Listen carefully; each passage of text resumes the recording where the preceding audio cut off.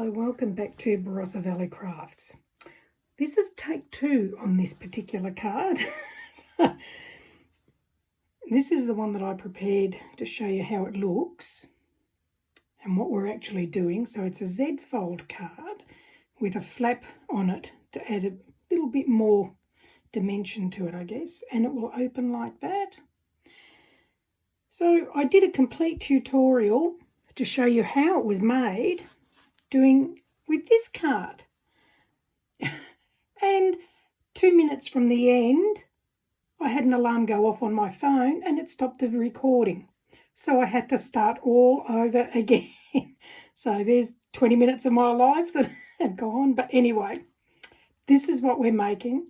So it's a Z fold card with a front flap on it, and will open out like that. And when on display, it will stand like that. And it will show like that. So let's get on with it, and I'll show you what we need, and hopefully I can get through it this time. So to start off with, you need a base card that is 11 by 5.5 inches or 28 by 14 centimetres. So you're going to score it at the halfway point, which in inches is 5.5 inches, and then score it again at 8.25 inches. So that will then give you the card folded in half, plus the other little flap bit that will go back to give it the Z shape. So that's that part of it. Now the mats and layers. So the front flap, so this is the bit that's going to get stuck on here. That is 4.5 by 4.5 inches or 11.5 centimetres square. The mat layers, so the mat layers are these bits at the back here. So you'll need 2 of those that are 5.25 by 2.5 inches, which is 13.5 by 6.3 centimetres. The front flap mat is 4.25 inches square or 11 centimetres square. The inside mat, so this one will go in here, is 5.25 inches square or 13.2 centimetres square. Then the layers, so that's these decorative papers. So you'll need 2 of those, 5 by 2.25 inches. So that's what mine look like on the other side, which is 5 by 2.25, which is 12.5 by 5.8 centimetres. The decorative piece of paper that will go on the inside of the card, so that one will go in here. That one is 5 by 5 inches or 12.7 centimetres square. The front decorative flap, so that's this piece that will go on the front here. So that's 4 inches square or 10 centimetres square. And then this is the piece that will go inside the card here. So that's, I've already stamped this one ready, but that's the one that will go on the inside. Okay, let's see if we can get it together without me mucking up the video this time, without it stopping. Wish me luck. Okay, so to start off with your base card, we're going to put the mat layers onto the base, and we'll also put the mat layer onto the front flap. So we'll start with the front flap first. Now, because we're using mirror card, I'm using double-sided adhesive, because when glue dries underneath mirror card, you can often see the outline of the glue. And you really don't want to see that if you can help it. Although it's not that critical on this because we're going to be putting a card, like decorative paper on top. But still, I prefer not to be able to see the outline of the glue underneath the card. Okay, so that's that bit done. Now we'll go to here. So what I'm doing is I just peel back a little bit of the tape backing, line up where it's all going to go, and then push that bit into place when I'm happy with it, and peel it off, and then take the rest of the backing off the double-sided tape. Sometimes it comes off really easy, sometimes you've really got to fight it. And there's the other bit. Okay, so we'll just pop that onto place. And then we'll do the other two pieces.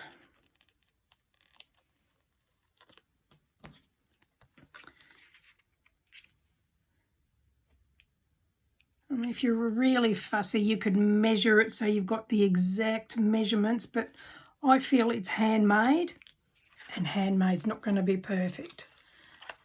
So, I mean, eyeballing it is very easy for some people to get things level, but some people really struggle with it. So just take your time, there's no rush, and get it as best you possibly can. Okay, just do last one. I hate the static on this stuff, it just clings. Okay, that's about right. Just peel those off.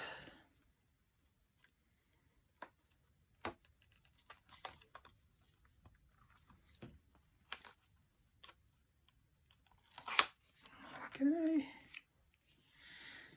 now we're going to put the decorative layers. Now with mine, because mine's got writing on it, makes it directional. So you need to make sure when you're putting things on with papers that are directional that you get them the right way. Non-directional, like the other side, wouldn't really matter because it's not really any particular way. But with this one, make sure when you're cutting them that you cut them to the right way. I mean, the amount of times when I first started and I would do it wrong every time, and I ended up wasting so much card. So this particular card, I'm actually using up from my scraps. I get a lot of scrap left over and it just kept building up, so I figured, look, time to use it. So we'll make some cards using the scraps of card. It's not real straight, but never mind. Like I say, it's handmade. And then just pop this one on. Yeah, since saving my scraps, I'm wasting a lot less card because I'm finding quite often you would want to cut just a small piece of card for something and you'd have to cut it from a whole new sheet, whereas now I don't have near as much wastage because I keep a lot of the scraps, unless of course it's too small to be used, then I throw it out. But you'd be amazed at how much card you save when you use your scraps for various things. Okay.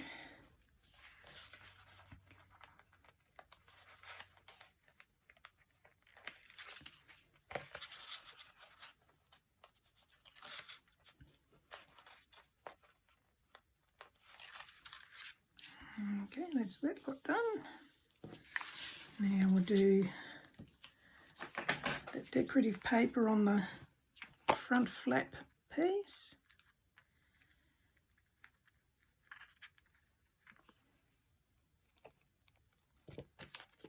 very sticky, this tape.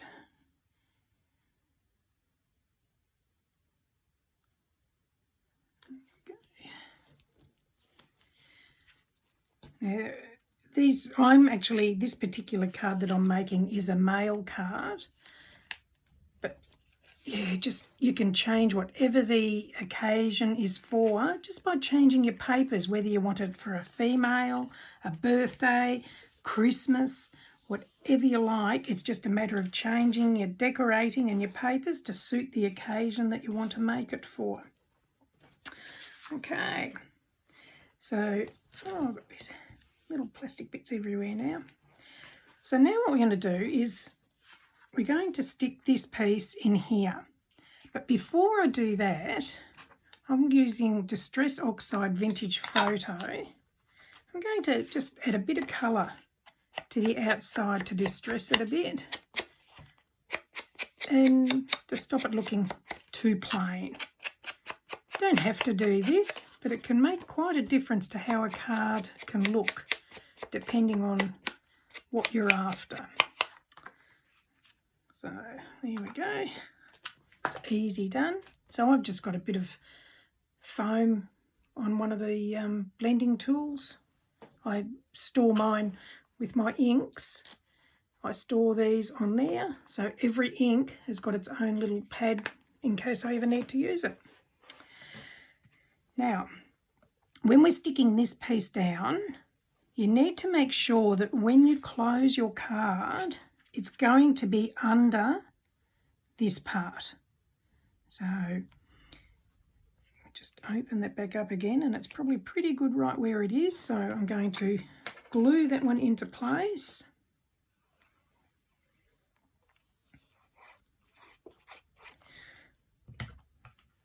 So I'm using my good old Turbo Tacky glue. It's got a little bit of wriggle space, but it dries reasonably quick. So I'm not going to push that right down into place yet. I just want to make sure that's still going to be okay, which it is. So now we'll push it down.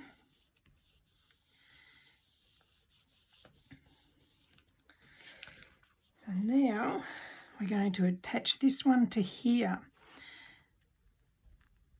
So bearing in mind, when you're putting your tape or glue on, don't go too far over the halfway mark, otherwise you'll get it onto this card when you close it. So it's about halfway. So I'm going to use this big wide tape here, and again, making sure I've got it in the right direction. And I'm not going to do it upside down because I really don't want to have to do this a third time. Okay, just put that into place. Take the backing off. You can glue it if you prefer, but I'm just using tape.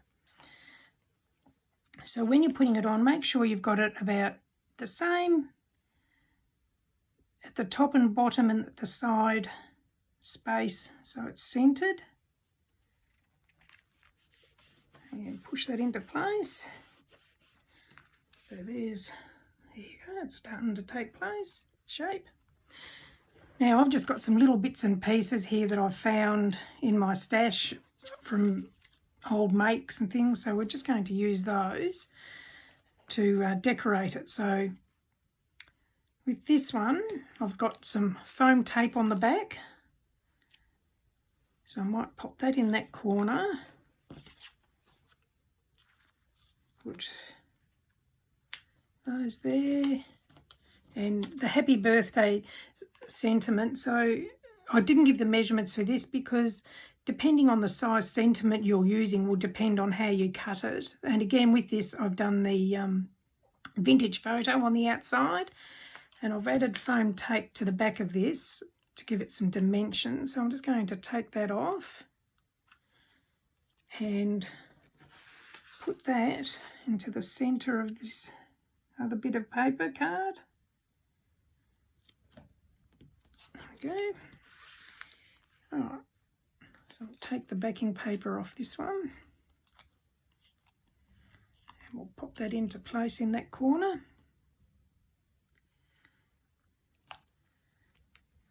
I mean, you don't have to, see how I've got all my cards centered there. You could do them off center if you like. You don't have to have them straight.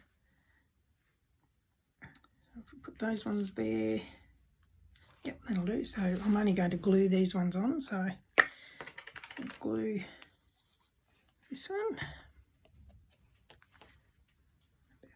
about there,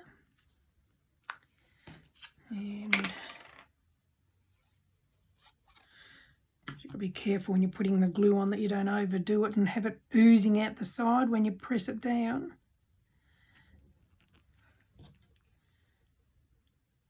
Yeah, that should be okay. And we'll just pop that on there.